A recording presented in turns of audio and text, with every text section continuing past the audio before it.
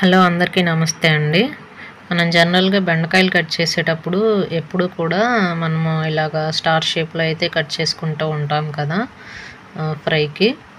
So, అలా కాకుండా నేనొక చిన్న టిప్ అయితే చెప్తానండి. ఈసారి అది ఫాలో అవ్వండి.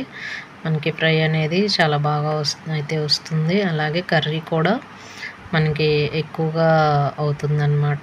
డైలీ చేసుకునే దానికన్నా.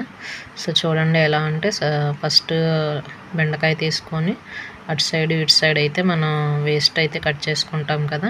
సో, అలా కట్ చేసుకున్న తర్వాత అడ్డంగా కాకుండా మనం నిలువుగా అయితే కట్ చేసుకోవాలి. నిలువుగా కట్ చేసుకొని దాన్ని మళ్ళీ ఆ 2 సగాలు వస్తాయి కదా! ఆ 2 సగాల్ని మళ్ళీ ఇంకో 2 సగాల కింద కట్ చేసుకుని మొత్తం 4 అవుతాయండి నిలువుగా. సో, వాటిని మళ్ళీ ఇప్పుడు మనము అడ్డంగా అయితే కట్ చేసుకోవాలి.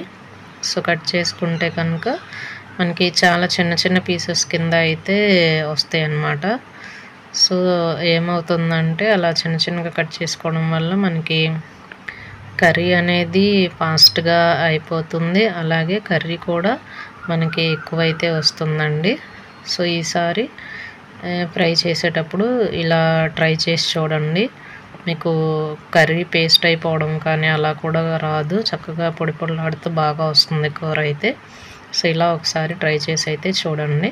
సో, మళ్ళీ ఇంకొకటి నేనైతే కట్ చేసి చూపిస్తున్నాను. సో, ఫస్ట్ నిలువుగా కట్ చేసుకొని తర్వాత 2 పీసెస్ అయిన తర్వాత మళ్ళీ ఇంకొక 4 పీసెస్ అయితే కట్ చేసుకొని తర్వాత అప్పుడు దాన్ని మనం అడ్డంగా అయితే కట్ చేసుకోవాలండి. సో, ఈ విధంగా కట్ చేసుకుంటే కనుక ఫ్రై అయితే కనుక చాలా బాగా వస్తుంది. ముక్కలు మనకి దేనికది సపరేట్‌గా అయితే కర్రీ అయితే వస్తుందండి.